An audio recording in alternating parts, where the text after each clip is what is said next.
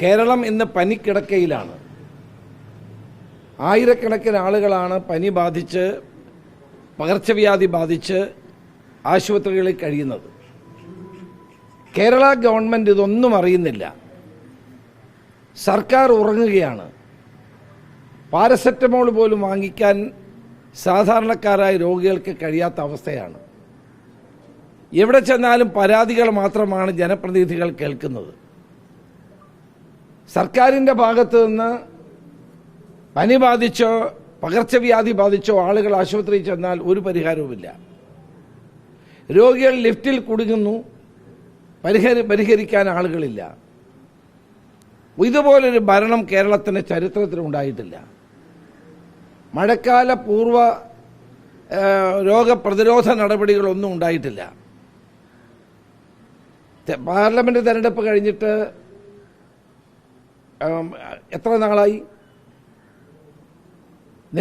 സർക്കാരിൻ്റെ മേലിലുള്ള നിയന്ത്രണം മാറിയിട്ട് എത്ര നാളായി? എന്തുകൊണ്ടാണ് പകർച്ചവ്യാധികളെ നിയന്ത്രിക്കാനോ പനി ബാധിച്ച ആളുകളെ വേണ്ടത്ര ചികിത്സ നൽകാനോ സർക്കാരിന് കഴിയാത്തത്? കേരളത്തിൻ്റെ മുഖ്യമന്ത്രി ഇതുമായി ബന്ധപ്പെട്ട ഒരക്ഷരം സംസാരിക്കുന്നില്ല. സംസ്ഥാനത്തെ ജനങ്ങൾ കാറ്റിലും മഴയിലും കഷ്ടപ്പെടുന്നു. പനി ബാധിച്ച് ആശുപത്രിയിൽ പോകുന്നു, മറ്റ് പരിഹാര മാർഗങ്ങൾ ഉണ്ടാകുന്നില്ല. ആമയിഴഞ്ചാൻ തോട്ടിലുണ്ടായ സംഭവം ചെറിയൊരു കാര്യമല്ല. ഒരു വിലപ്പെട്ട ജീവനാണ് നഷ്ടപ്പെട്ടത്. ഒരിക്കലും അത് പാടില്ലായിരുന്നു. ഞാനതിനെ രാഷ്ട്രീയവൽക്കരിക്കാൻ ആഗ്രഹിക്കുന്നില്ല. പക്ഷേ ഒരു വിലപ്പെട്ട ജീവൻ നഷ്ടപ്പെട്ടതിൻ്റെ ഉത്തരവാദിത്തത്തിൽ നിന്ന് സർക്കാരിനും റെയിൽവേക്കും കോർപ്പറേഷനും മാറി നിൽക്കാൻ കഴിയുമോ? 3 പേർക്ക് ഉത്തരവാദിത്വമുണ്ട്. ഇത് ഈ ആമയിഴഞ്ചാൻ തോട് പോലെയുള്ള തോടുകളാണ് കേരളത്തിൻ്റെ എല്ലാ ഭാഗത്തുമുള്ളത്, പ്രത്യേകിച്ച് നഗരങ്ങളിലുള്ളത്. ഇതൊന്നും പരിഹരിക്കാനുള്ള നടപടികളില്ല. സർക്കാർ ആരോഗ്യരംഗത്ത് സമ്പൂർണ്ണമായി പരാജയപ്പെട്ടിരിക്കുന്നു എന്നുള്ളതാണ് കാണാൻ കഴിയുന്ന ഒരു കാര്യം.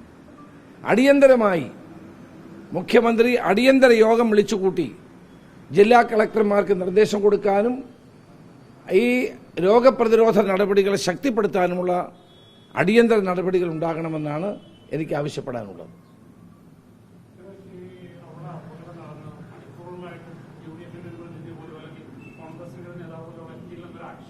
എല്ലാവരും ഉണ്ടായിരുന്നു. ജില്ലാ കോൺഗ്രസ് കമ്മിറ്റിയുടെ അധ്യക്ഷനും പ്രധാനപ്പെട്ട നേതാക്കന്മാരെല്ലാവരും അവിടെ ഉണ്ടായിരുന്നു. ഞങ്ങൾ പിന്നെ അതിനെ രാഷ്ട്രീയവൽക്കരിക്കാൻ ശ്രമിച്ചില്ല എന്നുള്ളതാണ് സത്യം. ഇപ്പോഴും അതിനെ ശ്രമിക്കുന്നില്ല. കാരണം ഒരു അപകടം ഉണ്ടാകുമ്പോൾ അവിടെ എഴുതി വെച്ച ബോർഡുമായി ചെന്ന് അല്ലെങ്കിൽ ബനിയൻ ഇട്ടുകൊണ്ടുപോയി ആളുകളെ കാണിക്കാൻ വേണ്ടിയിട്ടുള്ള പ്രവർത്തനത്തിന് ഞങ്ങൾ തയ്യാറല്ല. ഞങ്ങളുടെ എല്ലാ കൗൺസിലേഴ്സും അവിടെ ഉണ്ടായിരുന്നു, എല്ലാ നേതാക്കളും ഉണ്ടായിരുന്നു. ഇന്നലെയും ഞാൻ വെരിഫൈ ചെയ്തതാണ്.